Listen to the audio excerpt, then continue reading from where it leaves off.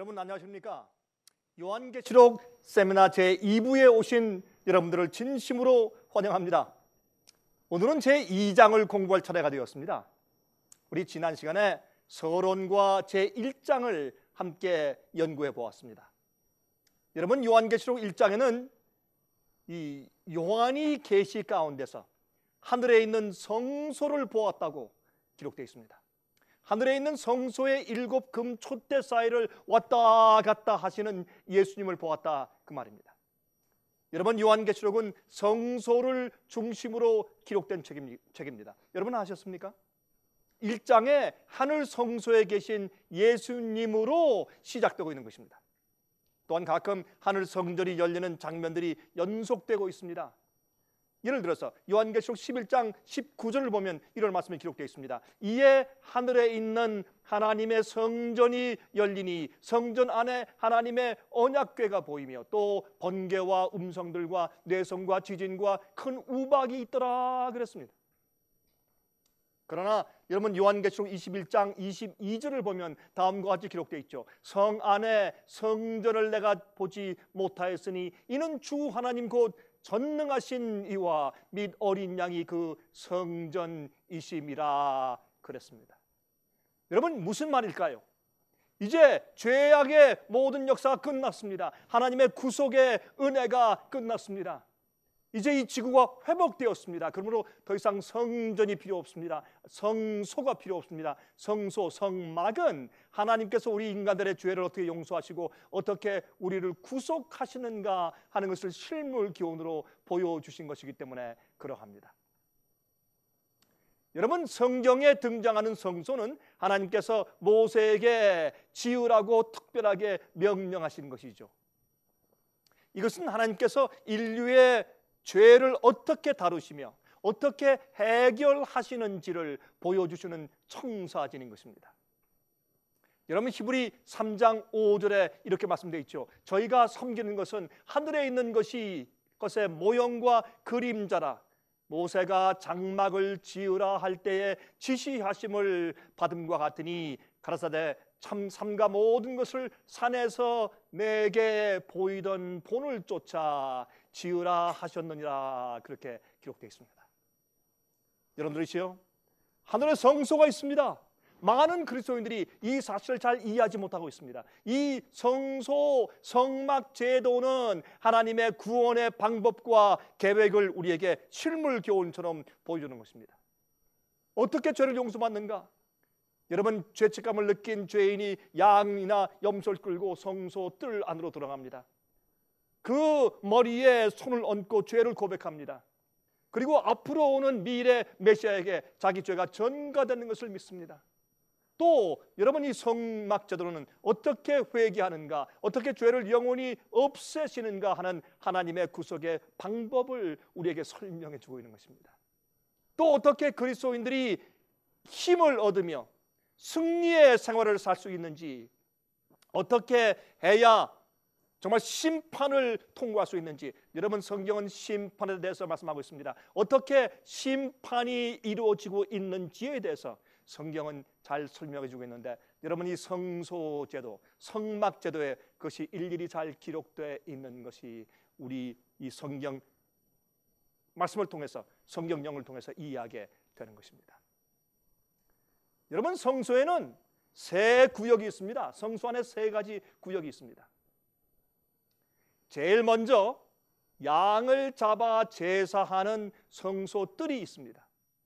그 다음은 첫째 칸이라고 불리우는 성소가 있죠. 그 다음은 둘째 칸이라고 불리우는 지성소가 있습니다. 여러분, 성소 뜰은 예수께서 이 땅에 오셔서 인류의 죄를 위하여 갈바리 십자가에 돌아가신 그 사역을 설명해 주고 있습니다.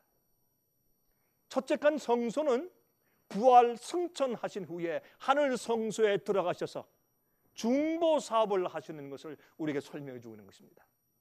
지성소는요, 둘째 칸이라고 불리우는 지성소는 마지막으로 죄를 심판하여서 영원히 도말해서 없애버리시는 그런 예수님의 사역이 거기에 설명되어 있는 것입니다. 여러분, 우리의 구원은요, 우리 죄를, 과거의 죄를 씻어서 지워버리고 용서하시는 것으로 끝나는 것이 아닙니다. 여러분이시여, 주님께서는 우리를 죄로부터 해방하셔서 거룩하게 사는 자로 우리를 회복시키시는 구원의 역사를 이루시고 있는 것입니다. 여러분, 제1장에서 예수께서 하늘 성소에서 7 금촛대 사이를 왔다 갔다 하시는 것으로 기록되어 있는 것을 우리가 배웠습니다. 여러분, 금촛대 속에는 감람나무 기름이 들어 있습니다. 그것은 올리브 기름이죠. 그렇죠? 이 올리브 기름은 무엇을 상징합니까? 성령을 상징했습니다. 그 기름 때문에 촛대에 빛을 내는 것입니다. 여러분, 진리의 빛을 냅니다. 누구 때문에? 성령의 역사 때문에. 그래서 요한계시록 1장 9절부터 20절까지 있는 말씀을 좀 읽어보겠습니다. 여러분, 요한계시록 1장에 있는 이 말씀을 읽어보면서 우리가 이제 정말 새로운 그런 장으로 나아가면서 말씀을 한번 연구해 보도록 하겠습니다. 요한계시록 1장 9절부터 20절까지 있는 말씀을 제가 읽습니다. 나 요한은 너희 형제요, 예수의 환난과 나라와 참음에 동참하는 자라. 하나님의 말씀과 예수의 증거를 인하여 밤모라 하는 섬에 있었더니 주의 날에 내가 성령에 감동하여 내 뒤에서 나는 나팔소리 같은 큰 음성을 들으니 그러되 너 보는 것을 책에 써서 에베소, 서머나, 버가모, 두아디라, 사데, 빌라델비아, 라오디게아 7 교회에 보내라 하시기로, 몸을 돌이켜 나더러 말한 음성을 알아보려고 하여 돌이킬 때 7 금촛대를 보았는데 촛대 사이에 인자 같은 이가 예수님이죠. 발에 끌리는 옷을 입고 가슴에 금띠를 띠고 그 머리와 털의 희기가 흰 양털 같고 눈 같으며 그의 눈은 불꽃 같고 그의 발은 풀무에 단련한 빛난 주석 같고 그의 음성은 많은 물소리와 같으며 그 오른손에 7 별이 있고 그 입에서 좌우에 낯선 검이 나오고 그 얼굴은 해가 힘있게 비추는 것 같더라. 내가 볼 때에 그 발 앞에 엎드려져 죽은 자 같이 되매 그가 오른손을 내게 얹고 가라사대 두려워 말라. 나는 처음이요 나중이니 곧 산 자라. 내가 전에 죽었었노라. 볼지어다 이제 세세토록 살아있어 사망과 음부의 열쇠를 가졌노니 그러므로 내 본 것과 이제 있는 일과 장차 될 일을 기록하라. 내 본 것은 내 오른손에 7 별의 비밀과 7 금촛대라. 7 별은 7 교회의 사자요 7 촛대는 7 교회니라 라고 기록되어 있습니다. 다시 말해서 이것은 무엇을 말하는 것입니까? 이것은 이제 7 교회의 계시가 시작되는 것입니다. 여러분, 사도 요한이 밤모섬에서 참으로 외로이 정말 거의 100세가 된 할아버지가 유배되어 간 곳에서 예수님을 그리면서 그가 명상하고 있을 때, 여러분, 그 해변가에서 철썩이는 그 지중해 물을 보고 있었습니다. 정말 그 용암성 같은 바위 와서 철썩 부딪히고 또 밀려가고 부딪히고 밀려가는 것을 보는 것입니다. 마치 하나님의 사랑이 당신의 교회에 가서 계속 사랑의 은혜를 주지만은 그러나 교회에서 계속 거절하고 있는 것 같은 그런 모습이 그가 상상된 것입니다. 이제 보고 있을 때 갑자기 뒤에서 나팔 같은 소리가 이제 들렸습니다. 요한아! 그때 요한이 어떻게 했습니까? 그가 돌이켜서 보았다고 했습니다. 여러분, 우리가 이 세상에서 우리 안목을 돌려서 예수 그리스도를 명상하며 우리가 하늘 향해서 우리가 돌이켜야 할 것입니다. 그때 우리가 주의 말씀을 이해하는 영감이 우리 마음 가운데 들어오는 것입니다. 그때 죽었던 예수 그리스도, 그러나 부활해서 승천하신 예수께서 살아계셔서 이제 요한에게 나타나셔서 계시를 보여주시고 있는 것입니다. 이제 영원히 살아서 우리를 구원하시는 구세주로 하늘 성소에 계신 것을 보여주는 것입니다. 이렇게 해서 사실 요한계시록은 성소에 계신, 하늘에 올라가셔서 첫째 칸인 성소에 계신 분으로 시작을 하는 것을 우리가 알게 되는 것입니다. 여러분, 요한계시록 1장 20절에 7 금촛대는 7 교회라고 했습니다.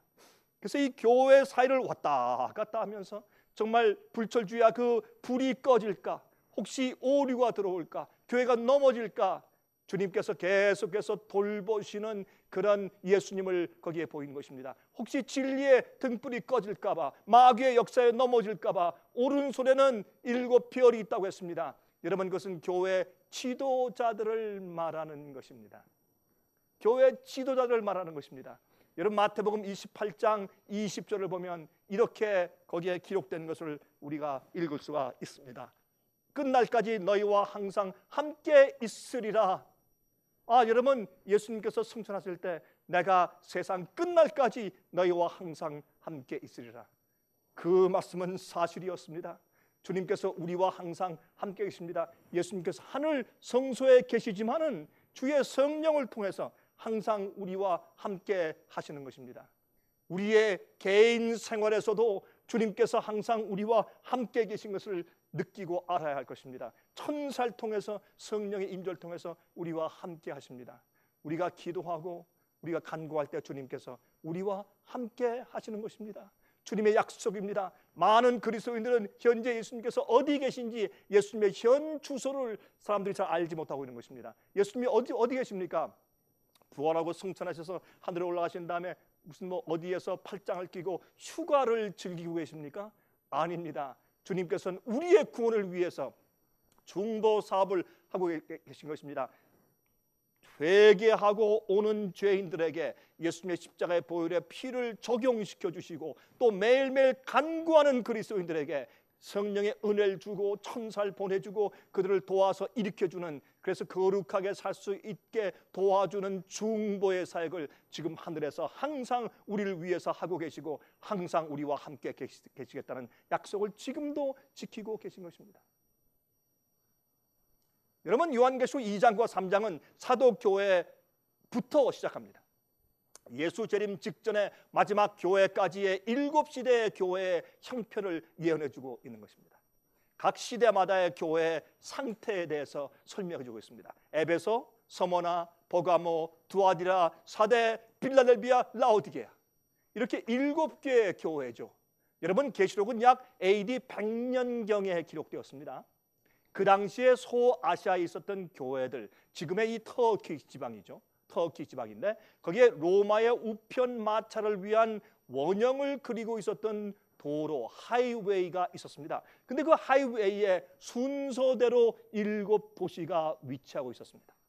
그 당시 그 도시들의 형편과 교회의 형편이 그 후 역사적인 7시대의 교회들의 형편들을 묘사하기에 너무나 흡사했습니다. 이것은 하나님의 놀라운 지혜와 섭리인 것입니다. 여러분, 7교회의 이 예언은 옛날에 있던 7교회를 위한 것보다는 여러분, 초대교회부터 예수께서 재림하실 때까지 7시대의 각각 교회들을 우리에게 미리 알려주고 보여주신 것입니다. 순결한 초대교회부터 핍박받는 교회, 타협하는 교회, 타락한 교회, 이렇게 해서 교회 그 시대마다의 그 기독교 역사에서 교회의 형편을 우리에게 미리 예언하고 그 상태를 알려주신 것입니다. 여러분, 밤모섬에서 그 교회들에게 차례로 편지를 써주신 것이죠, 사도 요한이. 그러나 미래 교회 시대들을 위한 예언인 것입니다. 그런데 계시록은 특별히 마지막 시대에 살고 있는 교회를 위해서 기록해 주었습니다. 여러분 아십니까? 여러분, 요한계시록은요, 맨 마지막 시대, 우리가 살고 있는 이 시대를 향해서 점점 포커스를 맞추고 점점 줌인해서 기록한 것입니다. 맨 마지막에는 14만 4천을 이야기하면서 요한계시록의 클라이맥스를 갖습니다. 여러분, 어떤 의미에서 요한계시록은 마지막 7번째 교회 라오디게아 교회를 위해서 기록됐다고 해도 잘못되지 않았습니다. 여러분, 우리를 위해서, 여러분과 저를 위해서, 이 시대를 위해서 기록해 주신 책이 요한계시록입니다. 여러분, 계시록의 예언들은 마지막 시대에 와서 모든 것이 종합적으로 성취되고 있습니다. 7교회들에게 보내시는 편지 형식의 예언들은 같은 내용의 흐름을 가지고 있는 것입니다. 여러분, 그 도시의 이름의 뜻과 교회의 영적인 형편의 관계가 얼마나 기가 막히게 들어맞는지 모릅니다. 각 7 그 당시 교회들의 이름들과 형편들은 이 기독교 역사에서 흘러가는 7시대의 교회들의 성격과 그 상태와 얼마나 잘 어울리는지요. 주님께서 그래서 이 7교회 예언을 주신 것입니다. 그리고 또 그 도시의 성격에 대해서 우리가 이제 알아볼 것입니다. 세 번째는 각 교회에 칭찬을 하셨습니다. 네 번째는 책망을 하셨습니다. 그런데 서머나 교회와 빌라델비아 교회는 책망이 없습니다. 다섯 번째는 훈계를 하셨습니다. 여섯 번째, 각 교회마다 이기는 자들에 대한 약속을 기록해 주셨습니다. 자, 그러면 우리가 7교회들 가운데서 첫 번째 교회를 좀 볼까요? 여러분, 첫 번째 교회는 에베소 교회입니다. 여러분, 에베소 교회는 초대 교회죠. 이것은 사도 교회입니다. 여러분, 우리 요한계시록 2장 1절부터 7절까지 있는 에베소 교회에 있는 내용을 같이 한번 읽어보도록 하겠습니다. 이렇게 말씀되어 있습니다. 에베소 교회의 사자에게 편지하기를 오른손에 7별을 붙잡고 7금 촛대 사이에 다니시는 이가 가라사대 내가 내 행위와 수고와 내 인내를 알고 또 악한 자들을 용납지 아니한 것과 자칭 사도라 하되 아닌 자들을 시험하여 그 거짓된 것을 내가 드러낸 것과 또 내가 참고 내 이름을 위하여 견디고 게으르지 아니한 것을 아노라. 그러나 너를 책망할 것이 있나니 너의 처음 사랑을 버렸느니라. 이것이 에베소 교회의 문제였습니다. 그러므로 어디서 떨어진 것을 생각하고 회개하여 처음 행위를 가지라. 만일 그리하지 아니하고 회개치 아니하면 내가 내게 임하여 내 촛대를 그 자리에서 옮기리라. 오직 내게 이것이 있으니 내가 니골라 당의 행위를 미워하는도다. 나도 이것을 미워하노라. 귀 있는 자는 성령이 교회들에게 하시는 말씀을 들을지어다. 이기는 그에게는 내가 하나님의 낙원에 있는 생명나무의 과실을 주어 먹게 하리라 그랬습니다. 얼마나 놀라운 예언입니까? 여러분, 순결하고 뜨거웠던 교회입니다. AD 34년부터 100년 사이에 있었던 옛날의 초대교회를 예수님께서 그때 기록해 주시고 예언하신 것입니다. 교회를 자상히 돌보시는 예수님으로 묘사되어 있습니다. 자, 첫 번째, 에베소 교회. 그 에베소 도시의 이름의 뜻이 무엇입니까? 사모할 만한 것, desirable thing, 그런 뜻이었습니다. 지역적으로 정말 사모할 만한 좋은 위치에 있었던 그런 도시였습니다. 여러분, 초대교회는 정말 훌륭했던 교회죠. 천국 복음을 온 세상에 전파했던 그런 초대교회입니다. 성령이 충만했던 교회입니다. 두 번째, 도시의 성격을 좀 보십시다. 변화의 도시였습니다. 새로 태어난 기독교의 혁명적인 가르침을 상징하기에 적당한 그런 변화의 도시였습니다. 여러분, 에베소 지방은 그 당시 소아시아 지방의 이교 신전의 중심지였습니다. 다이아나 신전, 아데미스 신전, 아스트로 신전 등 많은 이교의 우상 숭배하는 신전들이 있었습니다.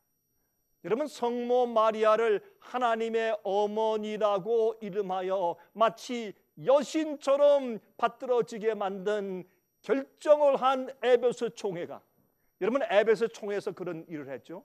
마리아를 하나님의 어머니로 만들었죠. 이런 에베소 총회가 바로 이 도시에서 있었습니다. 서기 451년도에 있었죠. 세 번째, 에베소 교회에 대한 칭찬을 좀 보십시다. 여러분, 이 에베소 교회에 대해서 예수께서 칭찬하시기를 인내에 대해서 칭찬하시고 충성에 대해서 칭찬하시고 또한 그들의 견디는 그들의 생애에 대해서 칭찬하셨습니다. 여러분, 사도 바울의 양아들인 디모데가 바로 아마도 이 당시에 에베소 교회의 목사로 있었을 것입니다. 여러분, 에베소 교회는 일하는 교회입니다. 열심히 있는 교회입니다. 뜨거운 교회였습니다. 원래 가르침에 배반하지 아니하고 충실한 그런 교회였습니다. 여러분, 성경 진리로 교사들의 가르침을 시험하는 교회였습니다. 여러분, 어떤 말씀을 들을 때, 가르침을 들을 때 이것이 성경과 맞는가 안 맞는가 항상 테스트하는 진실한 교회였습니다. 우리도 그렇게 해야 합니다. 의의 표준을 잘 받들던 그런 뜨거웠던 교회입니다. 여러분, 오늘날 교회들이 초대교회로 돌아가야 하는 이유들이 바로 여기에 있습니다. 현대 자유주의가 교회를 좀먹고 있습니다. 잘못된 가르침이 깊이 들어와서 교회를 타락시켰습니다. 잘못된 가르침과 오류가 들어왔습니다. 이럴 때 우리가 에베소 교회의 신실함을 배우고 그들의 충성심을 배우고 그들이 성경의 권위를 가지고 모든 가르침을 테스트한 것을 배워야 합니다. 그들의 열성을 배워야 합니다. 그들의 사랑을 배워야 할 것입니다. 여러분, 니골라 당을 언급하고 있죠. 여러분, 그들은 이단선을 가리켰습니다. 불법의 가르침에 순종하기 위하여 육체의 욕심을 제어할 필요가 없다고 가르치는 것이었습니다. 우리가 순종하기 위해서 우리 정욕과 우리 육체의 욕심을 제어할 필요가 없다, 그렇게 가르쳤습니다. 이것은 자유주의입니다. 믿으면 다 된다는 것입니다. 한번 믿으면 영원히 구원받는다. 구원 한번 믿었으면 구원을 잃어버리지 않는다. 그런 자유주의의 가르침이었습니다. 여러분 아십니까? 오늘날 이 시대에도 그런 가르침으로 교회를 가득 채우고 있지 않습니까? 니골라당, 그 자유주의를 여러분 에베소 교회는 배척했습니다. 그들은 진리에 서서 그들은 움직이지 않았습니다. 순종의 중요성을 말살시키는 가르침이었습니다. 여러분, 니골라당이. 그래서 네 번째 어떤 책망을 하셨습니까? 첫사랑을 그러나 버렸다고 열성이 식기 시작했습니다. 진리를 고소하는 여러분 열성을 잃어버리기 시작했습니다. 이것이 에베소 교회의 문제였습니다. 여러분, 데살로니가 후서 2장에 이미 불법의 비밀이 역사하기 시작했다고 말했습니다. 여러분, 이것이 에베소 교회 얘기가 아닙니까? 사도 바울은 이미 불법의 비밀이 역사하기 시작했다고 말한 것입니다. 여러분의 신앙은 어떻습니까? 우리가 이 에베소 교회를 공부하면서 여러분의 신앙은 어떻습니까? 우리도 신실하게 진리를 지키고 자유주의를 배척해야 합니다. 다섯 번째, 그 교회에 대해서 훈계하십니다. 어떤 훈계입니까? 기억하여 회개하고 돌아서라. 너희가 어디에서 첫사랑을 버렸는지, 어디에서 너희가 타협했는지 너희가 기억하여서 어느 지점인지 가서 돌이켜서 회개하라고 했습니다. 여러분들이 여러분의 개인의 생활은 어떻습니까? 우리 교회의 생활은 어떻습니까? 우리가 떨어진 그곳에 돌아가 보아야 합니다. 어디에서 무엇을 잘못하고 무엇을 타협했기 때문에 우리가 떨어졌는지 그곳으로 돌아가서 고쳐야 할 것입니다. 그리고 원래의 상태로 돌아가서 회개해야 할 것입니다. 마음속에 사랑이 가득 찼던 시간을 기억해야 할 것입니다. 여러분, 행함은 사랑을 낳지 못합니다. 아무리 많이 주고 아무리 열심히 교회를 위해서 일하고 아무리 많이 행해도 행함 자체는 우리 마음 가운데 사랑을 낳아주지 못합니다. 그러나 사랑을 가지고 주님을 섬기면, 사랑을 가지고 순종하면 그 사랑은 우리에게 행함을 낳는 것입니다. 사랑하는 마음이 있을 때 행하는 것입니다. 그 일을 하고 열심을 다하게 되는 것입니다. 여러분, 열심 있는 행함은 마음속에 사랑이 있다는 증거입니다. 그리스도와 교회와의 관계는 신랑과 신부의 관계입니다. 여러분의 마음은 어떻습니까? 사랑이 식으면 이기심이 우리 마음 가운데 생기게 되어 있는 것입니다. 여섯 번째, 이기는 자들에 대한 약속입니다. 여러분, 이 에베소 교회에서 이기는 자들, 무엇을 이겼습니까? 그들의 타협하려는 것을 이겼습니다. 오류가 들어오는 것을 이겼습니다. 이기는 자들에 대한 약속입니다. 하나님 낙원에 있는 생명나무의 과실을 주어서 먹게 하겠다라고 약속을 하셨습니다. 영원한 생명입니다. 여러분, 인간 복제가 아닙니다. 여러분, 의학적으로 사람을 살리는 것이 아닙니다. 영원히 살 수 있는 몸과 생명력을 주시겠다고 했습니다. 여러분, 일곱 교회의 약속들은 이기는 자들에게만 주어집니다. 이 세상과 자기 자신과 죄를 이겨야 합니다. 우리의 죄의 본성을 이겨야 합니다. 성경은 이길 수 있다고 말하고 있습니다. 여러분, 부끄러운 구원이다, 그것은 잘못된 가르침입니다. 부끄러운 구원이 어디 있습니까? 오류입니다. 자유주의입니다. 여러분, 승리하는 자들에게 영생이 약속되어 있습니다. 우리는 승리할 수 있습니다. 로마서 6장 22절에 말씀했지 않습니까? 그러나 이제는 너희가 죄에서 해방되고 하나님께 종이 되어서 거룩함에 이르는 열매를 얻었으니 이 마지막은 영생이라 그랬습니다. 우리가 매일의 구원의 경험을 하는 것입니다. 그러나 마지막 거룩한 열매를 맺은 다음에 그 마지막은, 끝은 영생이라고 했습니다. 처음 한번 믿었다고 영원히 구원받았다. 구원과 영생을 동일시해서는 안 될 것입니다. 여러분, 범죄한 후에 인간이 정말 나무를 생명나무를 먹지 못하게 되었습니다. 그래서 우리 생명이 줄었습니다. 여러분, 주님께서 우리가 이 땅에 태어나서 70, 80, 90, 100세 살면서 하나님을 찾아 발견하고 진리를 찾아 발견할 기회를 주신 것이지, 여러분, 우리가 회복되면 생명나무를 먹으면, 썩자를 몸을 가지고 그것을 먹으면 영원히 사는 것입니다. 누구에게? 이기는 자에게. 여러분들도 이기셔야 합니다. 이기셔서 승리, 주님의 복음의 능력으로 승리해서 생명나무에 나가야 할 것입니다. 매일 주님께서 주시는 생명의 양식을 먹어야 합니다. 예수 그리스도의 말씀이 이 땅에 있는 생명나무입니다. 여러분 아셨습니까? 이 성경 말씀으로 변화되는 경험을 하는 것입니다. 이 성경 말씀은 우리 마음속에 있는 영적인 생명을 살게 하는 것입니다. 성장하게 하는 것입니다. 여러분, 이 말씀, 성경 말씀이 이 세상 땅 위에 있는 생명과입니다. 생명나무 과실입니다. 이것을 매일 먹으셔야 합니다. 들으셔야 합니다. 명상하고 공부하셔야 합니다. 이 생명나무는 우리를 살게 하는 것입니다. 이 말씀으로 변화된 자들만, 이기는 자들만이 이 생명나무의 실과를 먹겠다고 성경은 약속했습니다. 여러분, 7교회의 예언들에 기록된 흥미있는 한 가지 표현이 있습니다. 귀 있는 자는 성령이 교회에게 하시는 말씀을 들을지어다. 이것은 영적인 귀입니다. 거듭난 경험이 있는 영적인 자라야 성령의 음성이 들리는 것입니다. 마음속에 속삭이는 조용한 음성입니다. 회개치 않으면 들리지 않습니다. 여러분 아십니까?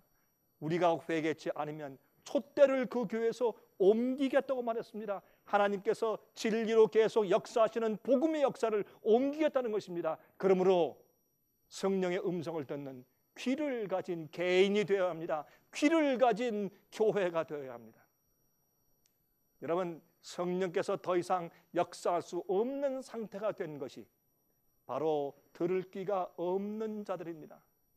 그래서 그 교회에서 하나님께서 촛대를 옮기시겠다고요. 은혜 시간이 끝났습니다. 많은 그리스도인들이 의심과 세속적인 소리들로 귀가 먹었습니다. 성령의 음성을 듣지 못하고 있습니다. 여러분, 성령의 음성을 들으십니까?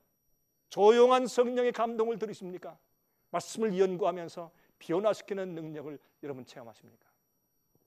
여러분, 첫사랑을 혹시 잃어버리지 않았습니까? 어디서 잃어버렸는지 명상하시고 찾아가서 고치고 다시 처음의 사랑을 회복하고 되찾으셔야 합니다.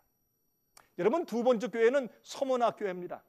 이것은 요한계시록 2장 8절부터 11절까지 있는 말씀이죠. 제가 좀 읽겠습니다. 여러분, 두 번째 교회 서문학 교회입니다. 서문학 교회의 사자에게 편지하기를 처음이요 나중이요 죽었다가 살아나신 이가 가라사대 내가 내 환난과 궁핍을 아노니 실상은 내가 부유한 자니라. 자칭 유대인이라 하는 자들의 회방도 아노니 실상은 유대인이 아니요 사탄의 회라. 내가 장차 받을 고난을 두려워 말라. 볼지어다 마귀가 장차 너희 가운데서 몇 사람을 옥에 던져 시험을 받게 하리니 너희가 10일 동안 환난을 받으리라. 내가 죽도록 충성하라. 그리하면 내가 생명의 멸관을 내게 주리라. 귀 있는 자는 성령이 교회들에게 하시는 말씀을 들을지어다. 이기는 자는 둘째 사망의 해를 받지 아니하리라. 얼마나 놀라운 이야기입니까? 여러분, 이 교회는 사도교회 이후에 핍박을 당하던 시대의 교회를 상징한 것입니다. 여러분, AD 100년부터 약 312년까지 약 200년 동안 계속되었던 교회입니다. 이 교회는 핍박과 순교의 시대였습니다.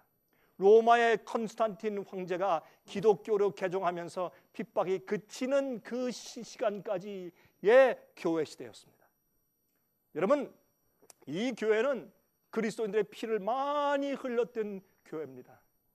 예수님을 죽었다가 살아나신 분으로 상징했습니다. 왜요? 너희가 죽어도 너희가 다시 살겠다라는 것을 말씀하시면서 상징해 주신 것입니다. 죽었다가 살아나신 예수 그리스도를 그렇게 상징해서 이 말씀을 주셨습니다. 자, 그러면 여러분 서모나의 뜻이 무엇일까요?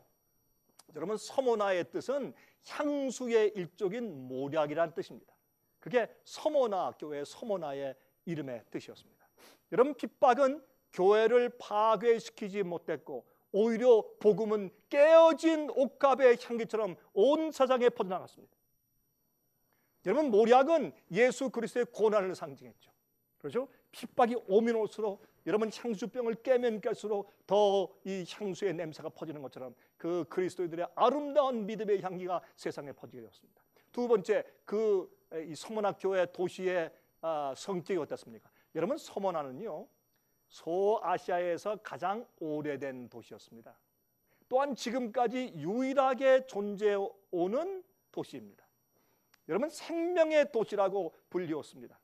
지진, 전쟁, 화재, 천연재해 등에서 살아남은 도시입니다. 지금까지 있죠. 온갖 핍박에도 견뎌낸 교회를 상징하기에 적합한 도시였습니다. 세 번째, 어떤 칭찬을 하셨는가요? 실상은 부유한 자라. 너희의 실상은 너희가 참 고난을 받지만은 실상은 부유한 자라. 그렇게 말했습니다. 여러분 유명한 순교자였던 폴리캅이 이 도시교회의 감독이었습니다. 여러분 폴리캅의 여러분 그 장렬한 순교의 장면을 여러분께서 기억하시죠? 여러분 이 폴리캅 교회 감독을 잡으러 온 로마의 군병들을 그는 집에서 융성하게 식사를 대접합니다. 그리고 로마 총독과 황제를 숭배하라고 그렇게 핍박하는 가운데 그는 믿음으로 인내함으로 잘 견뎠습니다. 여러분 그래서 말이죠, 그 군인들이 가서 그를 사자굴에 던졌습니다. 그러나 마침 그 사자가 너무 많이 먹어서 배가 불러서 폴리캅을 잡아먹지 않는 것입니다. 그래서 그를 드디어 이제 화형대에 놓고 불로 태워 죽였죠. 여러분 그 당시에 파구스라는 그런 언덕에서 화형식을 거행했습니다. 근데 그에 대한 참으로 놀라운 순교 이야기가 기록되어 있죠. 그는 찬송하면서 죽어갔습니다. 여러분 그는 그 화형대 앞으로 가면서 찬송하며 나갔다고 했습니다. 그는 그 화형대에 나가서 불 붙은 것을 보면서 내가 장미꽃 제단처럼 보인다고 그렇게 그는 찬송하며 나갔습니다. 그는 두려워하지 않았습니다. 아마 하나님께서 그에게 특별한 은혜를 주어서 엔돌핀이 많이 나왔는지 아마 고통을 느끼지 못했을 가능성도 있죠. 여러분 그는 죽어가면서 하나님을 찬송하는 모습으로 많은 자들에게 큰 감동을 주었습니다. 그의 죽음이 수많은 사람들이 일어나서 주님을 믿게 만든 결과를 낳았죠. 여러분 우리의 고난은 하나님께 영광을 돌릴 수 있는 기회가 되는 것입니다. 이 서머나 교회에서는 말이죠 책망이 없습니다. 이 서머나 교회에 대해서는 책망이 없습니다. 내 환난과 궁핍 그러나 실상 너희는 부유한 자라. 그들의 믿음을 칭찬하셨습니다. 자칭 유대인들, 이건 사탄의 회라고 했습니다. 거듭나지 않은 자들입니다. 그들은 꼬장꼬장하게 무엇을 따지는 자들이지만 정말 거듭난 자들은 아니었습니다. 교회를 해치는 자들이었습니다. 여러분 로마서 2장 28절과 29절 보면 이런 말씀이 기록되어 있죠. 대저 표면적 유대인이 아니요 표면적 육신의 할례가 아니라 오직 이면적 유대인이며 할례는 마음에 할지라 그렇게 말씀하셨습니다. 여러분 갈라디아 3장 29절의 말씀을 여러분께서 아시죠? 너희가 그리스도께 속한 자면 곧 아브라함의 자손이요 약속대로 유업을 이을 자니라 그렇게 말씀하셨습니다. 여러분 사도 바울이 말이죠 복음을 전하러 다닐 때 유대인들 그리스도인들 아니면 유대인들이 다니면서 얼마나 괴롭습니까? 할례를 받으라 절기를 지키라 이렇게 해서 참 그 교회를 많이 괴롭혔습니다.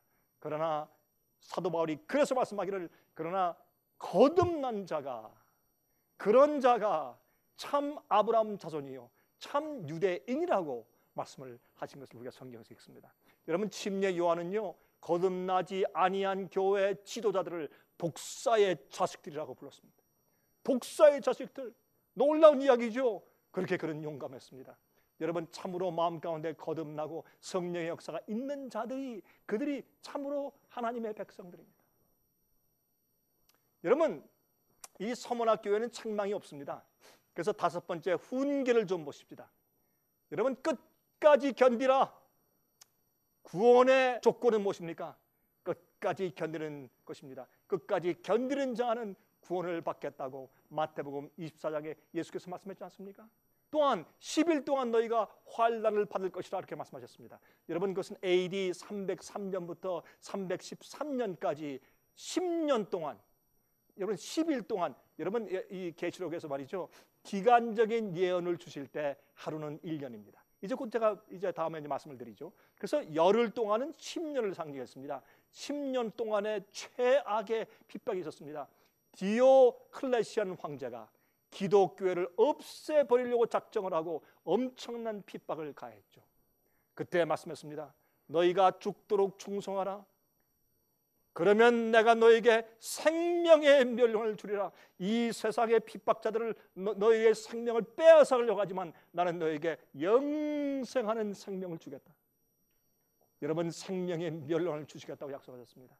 여러분 생활 가운데 어떤 고난이 있습니까? 어떤 핍박이 있습니까? 어떤 어려움이 있습니까? 견디십시오. 주님께 모든 것을 바치십시오. 주께서 생명의 멸류관을 여러분을 위해서 준비하고 계십니다.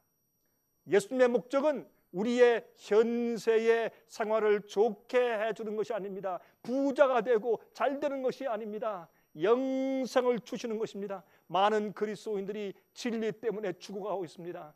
여러분, 성경 약속이 다 모든 사람들에게 적용되는 것은 아닙니다. 이기는 자들에게, 서문학 교회에서 이긴 자들처럼 이기는 자들에게 그 약속이 적용되는 것입니다. 여러분, 하나님께서 말이죠, 우리 믿는 자들이 환난을 받지 않게 해주는 것이 아닙니다. 환난 속에서 우리를 구원해 주시는 것입니다. 여러분, 다니엘과 세 친구의 이야기를 아시죠?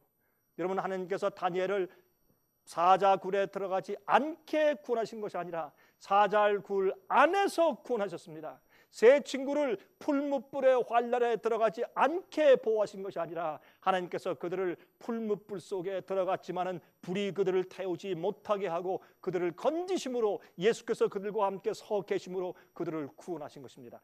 우리가 세상에 보여야 할 우리의 감동이 무엇입니까?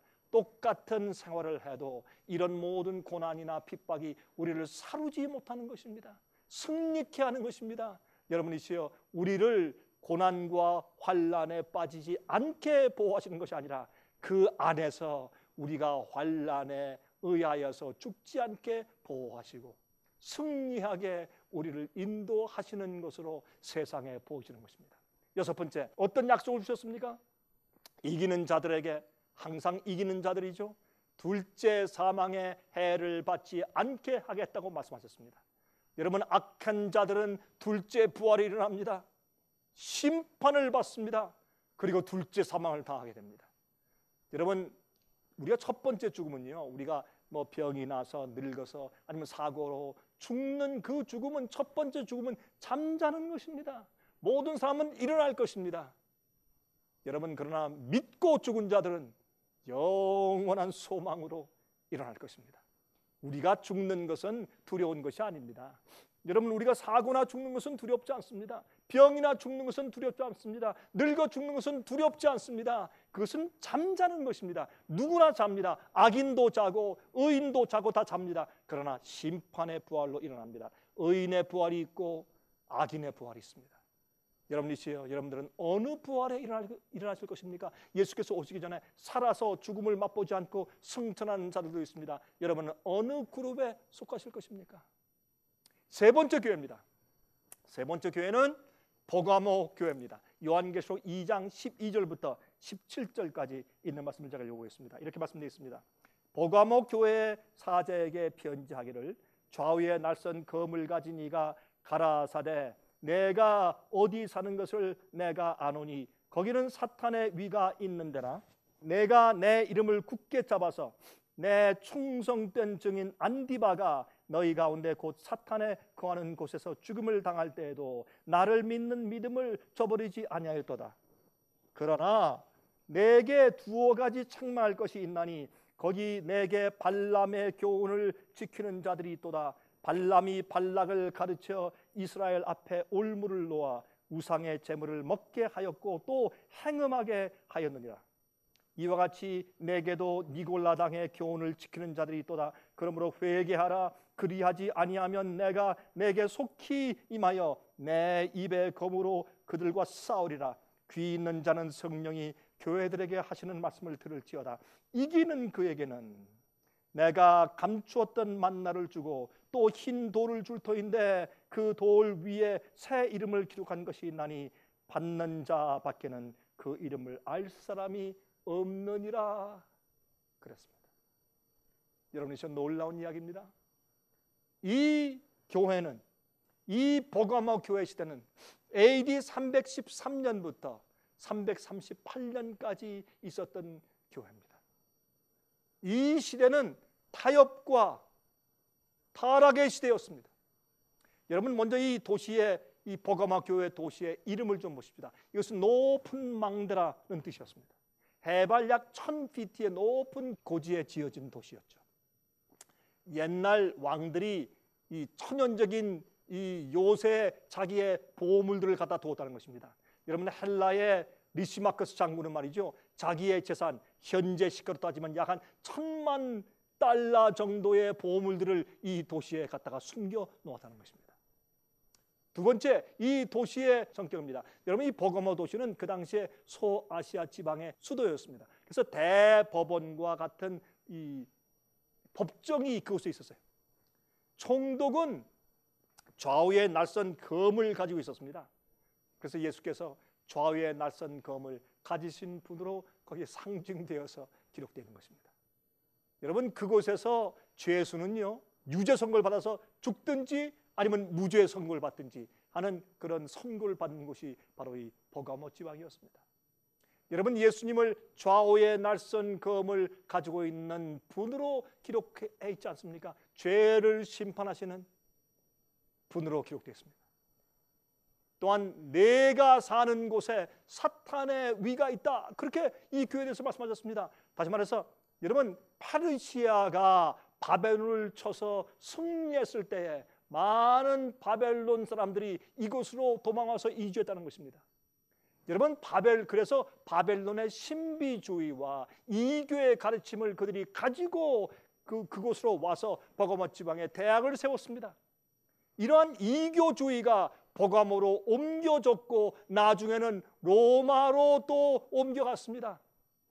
그런 역사적인 배경이 바로 버가모 교회 시대의 타협과 타락에 대해서 얼마나 기가 막힌 예언을 주고 있는지 모르겠습니다. 이것은 하나님의 지혜입니다. 여러분, 이 이교 종교의 지도자를 그들은 폰티펙스 맥시무스라고 불렀습니다.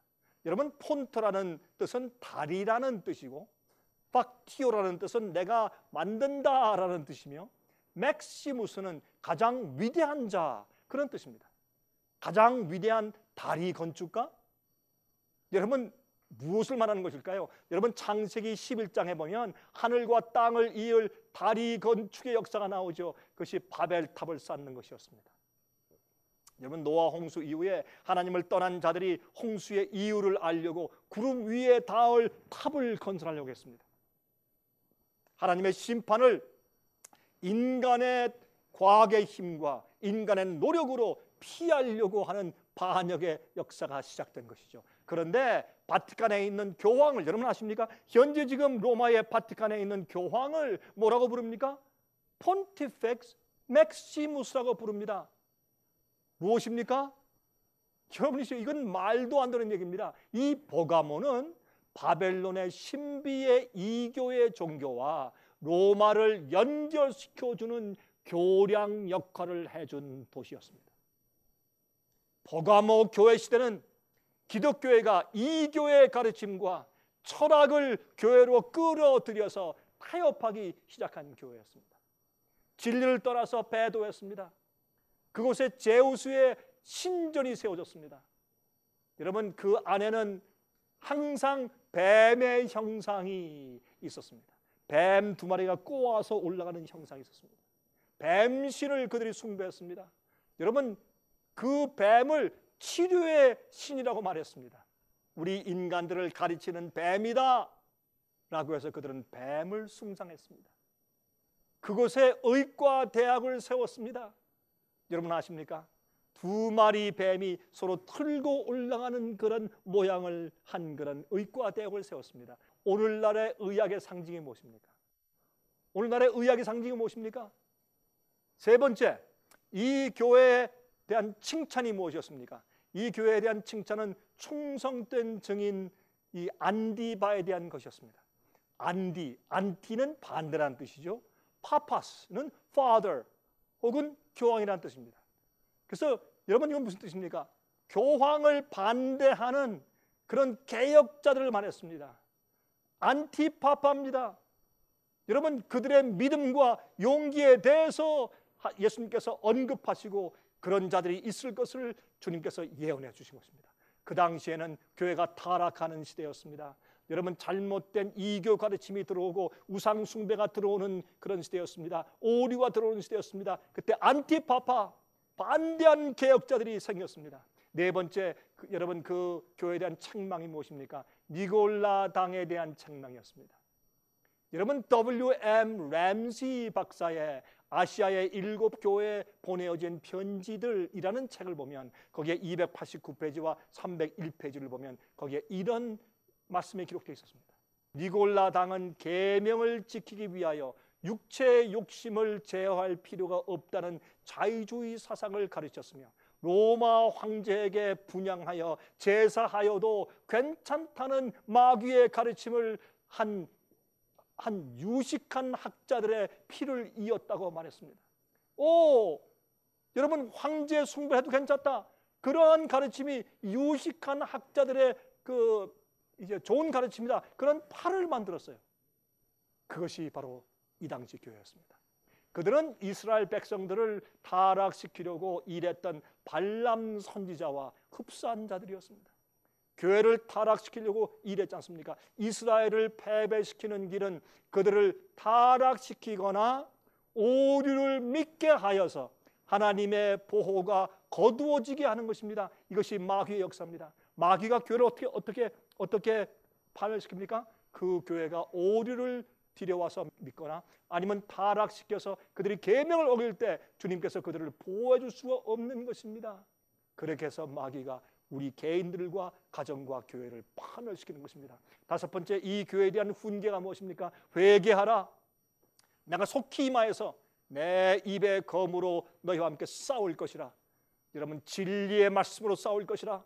그렇게 책망하시는 말씀이 나옵니다. 오늘날 우리가 이 시대의 잘못된 가르침과 오류와 교회 타락에 대해서 일어나서 여러분 아직 종교개혁은 끝나지 않았습니다. 종교개혁이 계속돼야 합니다. 우리가 믿음을 가지고 일어나면 똑같은 핍박이 있을 것입니다. 그러나 주님께서 우리와 함께 싸우십니다. 진리의 말씀으로 싸우십니다.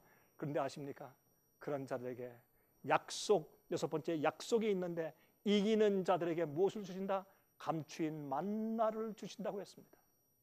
여러분 감추인 만나는 어디 있습니까? 성소 성막제도의 두 번째 간접 끝에 가면 지성소가 있는데 그 지성소 법궤 속에 들어있습니다. 법궤 뚜껑 위에 두 그룹 천사가 있습니다. 법궤 바로 그 두 그룹 천사의 사이에는 시은좌가 있습니다. 거기서 은혜를 베푸시는 하나님의 셰키나 영광이 비치고 있습니다. 그 법궤 속에 무엇이 있습니까? 거기에 두 십계명이 기록되어 있는 두 돌비가 있고 거기에 마른 아론의 지팡이에 쌍난 그 아론의 지팡이가 있고 거기에 항아리에 감추인 만나가 있습니다. 여러분 이것은 하나님 안에 감추어져 있는 참 진리입니다. 그리스도인이 먹고 살아야 할 하늘의 만나입니다. 생명의 떡입니다. 예수님께서 말씀하시기를 나는 이 세상에 내어온 생명의 떡이라 그렇게 말씀하셨습니다. 내가 너에게 한 말은 영과 생명이라. 내 말을 먹는 자들은 산다고 말씀했지 않습니까? 영생하는 생명의 떡입니다. 여러분 그러므로 우리도 주의 말씀과 진리를 항상 먹어야 합니다. 이것은 그 당시에 진리가 파괴되고 오류가 들어와서 타락한 시대에 감추인 만나 참된 거듭난 그리스도인들은 정말 주님께서 감추인 진리를 먹고 말씀을 먹고 살게 하셨습니다. 여러분들이시여, 이 세상도 마찬가지입니다. 타협되고 자유주의가 들어오고 잘못된 복음이 들어와서 타락한 교회 시대, 그러나 여러분들은 진리를 발견할 수 있습니다. 참 말씀을 발견할 수 있습니다. 여러분, 감추인 만나를 먹으십시오. 여러분, 사람들이 다 교회 다니면서 영적으로 죽어갈 때 여러분 말씀 감추인 만나를 받아 먹으십시오. 어떤 자들에게 주신다고요? 이기는 자들에게. 우리 자신과 사탄과 우리의 본성과 세상과 죄를 이기는 그런 경험을 하셔야 합니다. 이것이 참 그리스도인입니다. 그런 자들에게 주님께서 매일매일 영적으로 살 수 있는 참 진리의 말씀을 성령으로 공급해 주실 것입니다. 에레미야 15장 16절입니다. 만군의 하나님 여호와시여, 나는 주의 이름으로 일컬음을 받는 자라. 내가 주의 말씀을 얻어 먹었사오니 주의 말씀은 내게 기쁨과 내 마음의 즐거움이니이다 라고 말했습니다. 여러분, 만나는 해가 뜨거워지면 사라집니다. 아침 일찍 내렸습니다. 이스라엘 백성들이 그때 이제 일어나서 천막을 걷고 나가면 바로 거기에 조용히 밤에 여러분 그 만나가 내렸습니다. 그들이 그것을 거둬서 먹었습니다. 여러분들은 만나를 먹는 경험을 하셔야 합니다. 또한 이기는 자들에겐 흰 돌을 준다고 했습니다. 그 당시에 판사가 말이죠, 정죄하는 자에게 정죄의 시에는 검은 돌을 주고 무죄를 선고할 때 흰 돌을 주었습니다. 노예나 종을 해방할 때 흰 돌을 주었습니다. 장군이 전쟁에 승리하고 돌아왔을 때 황제가 그에게 흰 돌을 주었습니다. 흰 트로피를 주었습니다. 그 위에 새 이름을 기록해 주었다고 했습니다. 여러분이시여, 우리는 영적으로 그 승리의 경험을, 이기는 경험을 해야 합니다. 나만이 아는 영적인 성령의 경험이 우리 속에 있어야 합니다. 나만이 아는 새 이름을 우리 마음 가운데 기록해 주신다고 했습니다. 요한복음 8장 36절에 있는 말씀입니다. 그러므로 아들이 너희를 자유케 하면 너희가 참으로 자유하리라 그랬습니다. 여러분은 자유하십니까? 여러분은 자유하십니까? 여러분, 우리는 정말 영적으로 자유한 자들이 되어야 할 것입니다. 네 번째 교회입니다. 여러분, 두아디라 교회는 요한계시록 2장 18절부터 29절까지 있는 말씀입니다. 제가 읽도록 해보겠습니다. 두아디라 교회의 사자에게 편지하기를, 그 눈이 불꽃 같고 그 발이 빛난 주석과 같은 하나님의 아들이 가라사대, 내가 내 사업과 사랑과 믿음과 섬김과 인내를 아노니 내 나중 행위가 처음 것보다 많도다. 그러나 내게 책망할 것이 있노라. 자칭 선지자라 하는 여자 이세벨을 내가 용납함이니 그가 내 종들을 가르쳐 꾀어 행음하게 하고 우상의 제물을 먹게 하는도다. 또 내가 그에게 회개할 기회를 주었으되 그 음행을 회개하고자 아니하는도다. 볼지어다, 내가 그를 침상에 던질 터이요 또 그로 더불어 간음하는 자들도 만일 그의 행위를 회개치 아니하면 큰 환난 가운데 던지고 또 내가 사망으로 그의 자녀를 죽이리니 모든 교회가 나는 사람의 뜻과 마음을 살피는 자인 줄 알리라. 내가 너희 각 사람의 행위대로 갚아주리라. 두아디라에 남아 있어 이 교훈을 받지 아니하고 소위 사탄의 깊은 것을 알지 못하는 너에게 말하노니 다른 짐으로 너에게 지울 것이 없노라. 다만 너희에게 있는 것을 내가 올 때까지 굳게 잡으라. 이기는 자와 끝까지 내 일을 지키는 그에게 만국을 다스리는 권세를 주리니 그가 철장을 가지고 저희를 다스려 질그릇 깨뜨리는 것과 같이 하리라. 나도 내 아버지께 받은 것이 그러하니라. 내가 또 그에게 새벽별을 주리라. 귀 있는 자는 성령이 그들에게 하시는 말씀을 들을지어다. 여러분이시여, 여러분 계속해서 귀 있는 자는 들으라 했습니다. 귀 있는 자, 우리가 성령의 음성을 듣는 경험이 있어야 할 것입니다. 여러분, 이 교회는, 두아디라 교회는 AD 538년부터 16세기 초까지 존재했던 교회입니다. 여러분, 제가 계시록 2장 19절부터 18절부터 29절까지 읽었죠. 약 1000년 이상이나 계속되었던 중세기의 종교 암흑 시대였습니다. 성경의 진리가 타협되고 이교의 가르침이 교회에 깊이 들어와서 진리를 대체하기 시작한 때였습니다. 교황권의 세력이 확립된 시기입니다. 그래서 1000년 이상 동안 큰 핍박이 있었습니다. 종교개혁이 일어나기까지 계속된 교회입니다. 여러분, 사도 바울과 요한과 베드로는 이러한 때가 올 것을 미리 예언해 주었습니다. 여러분, 데살로니가 후서 2장 3절과 7절과 8절에 있는 말씀을 기억하십니까? 이렇게 말씀되어 있죠. 누가 아무렇게 하여도 너희가 미혹하지 말라. 먼저 배도하는 일이 있고 저 불법의 사람 곧 멸망의 아들이 나타나기 전에는 이르지 아니하리라. 불법의 비밀이 이미 활동하였으나 지금 막는 자가 있어 그 중에서 옮길 때까지 하리라. 그때 불법한 자가 나타나리니 주 예수께서 그 입기운으로 저를 죽이시고 강림하여 나타나심으로 패하시리라. 여러분이시요, 이미 그 시대에 이 무슨 일이 있다고 했습니까? 제일 먼저 배도하는 일이 있다고 했습니다. 영어로 falling away, 진리에서 떠나가는 일이 먼저 있다고 했습니다. 눈이 불꽃 같으신 예수께서 그것을 통찰하시고 우리에게 예언해 주신 것입니다. 그런 교회 시대가 올 것을 미리 예언해 주신 것입니다. 그래서 누가 참된 교회며 누가 타락한 오류의 교회인지 우리에게 알게 되었습니다. 핍박하는 자들이 잘못되었고 핍박받는 자들이 참 교회인 것을 주님께서 이렇게 말씀해 주신 것입니다. 여러분 아십니까? 이 세력은 예수께서 오실 때까지 계속할 것이다. 이 불법의 사람은 예수께서 오심으로 패할 것이라고 말씀되어 있습니다. 앞으로 계속 연구하겠습니다. 여러분이시여, 이 교회의 이름의 의미가 무엇입니까? 이 이름의 의미는 통탄스러운 희생입니다. 단순한 믿음이 거짓 진리와 바꿔치기를 당했습니다. 행함과 공로의 정신이 들어왔습니다. 미사를, 예배가 아니라 미사를 드리기 시작했습니다. 성지 순례를 여러분 강조했습니다. 속죄권을 팔았습니다. 이건 말이 되는 얘기입니까? 고행과 의식을 행하면 공로를 받아서 구원 얻는다고 가르쳤습니다.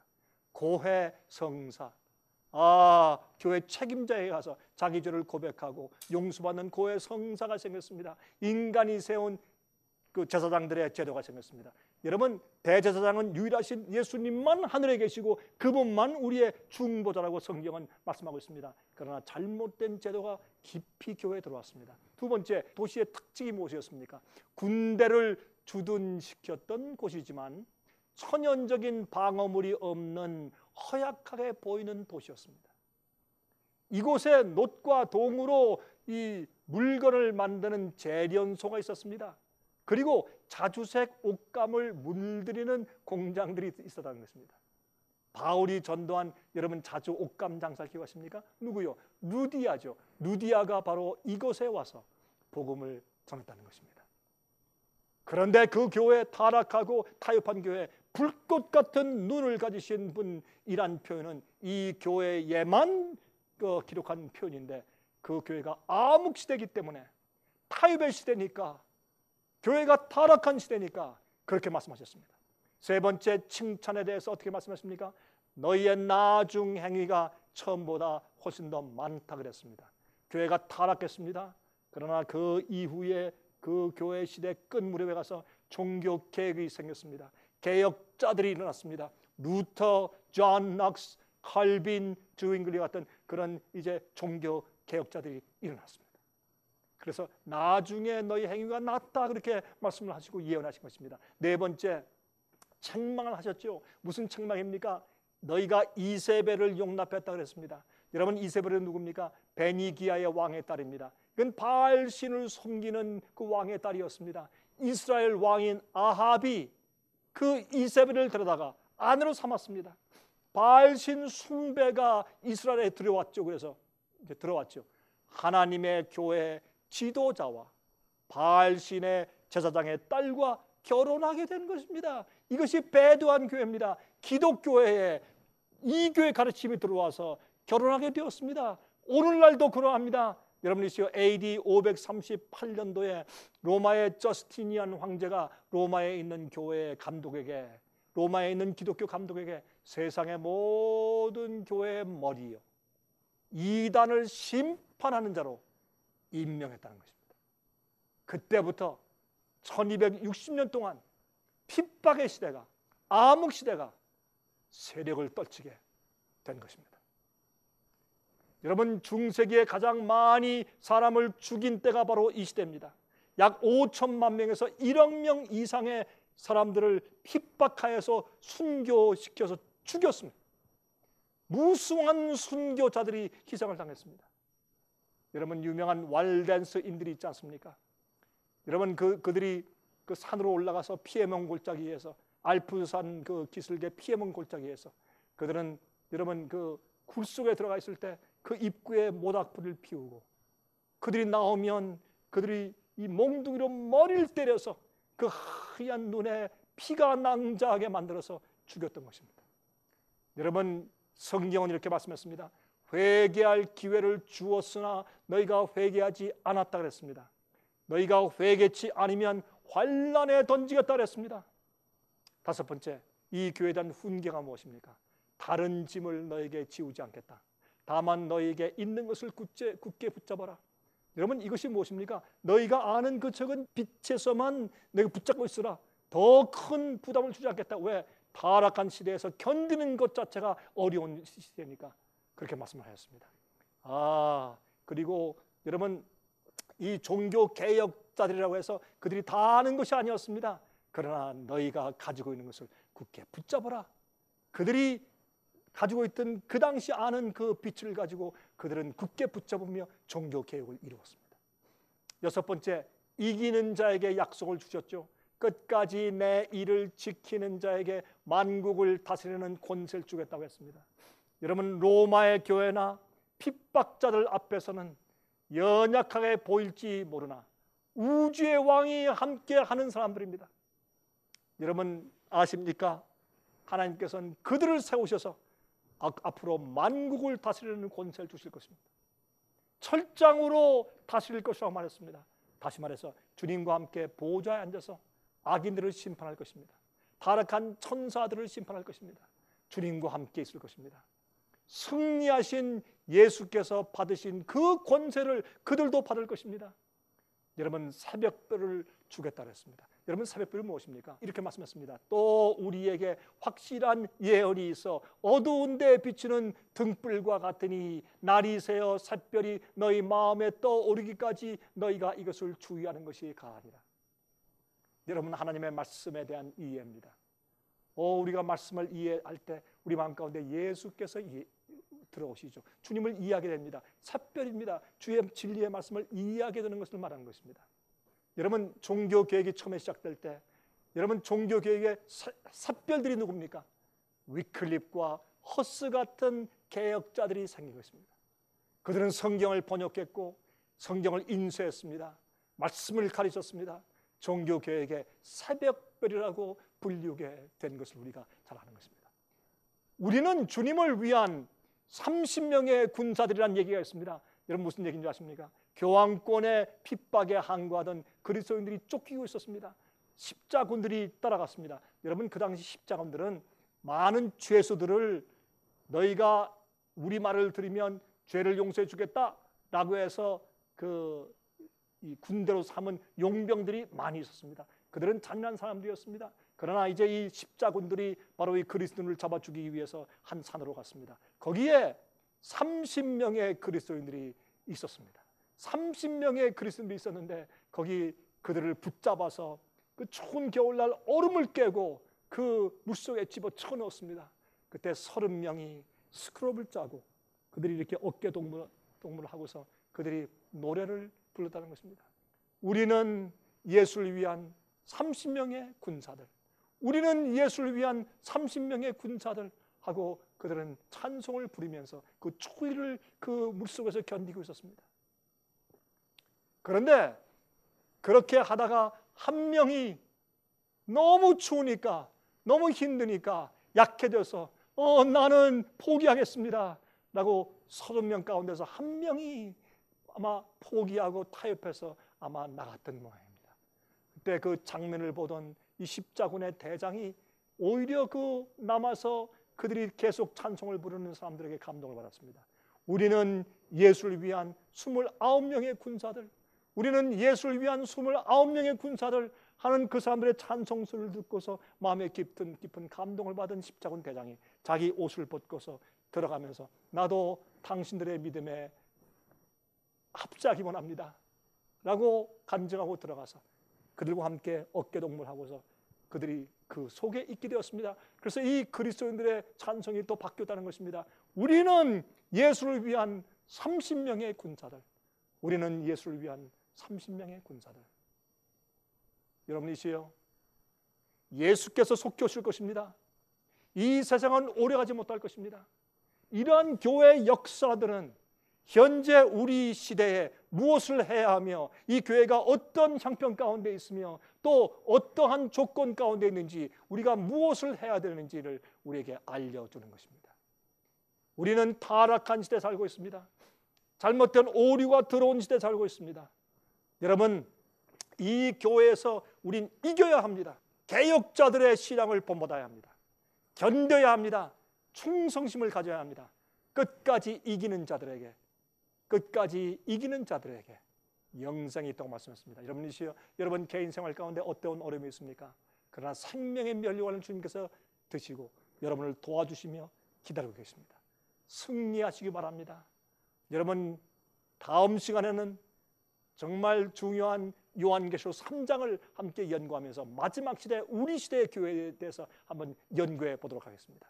여러분, 다음 시간까지 주님의 성령의 은혜 가운데 평안하시기 바랍니다. 감사합니다.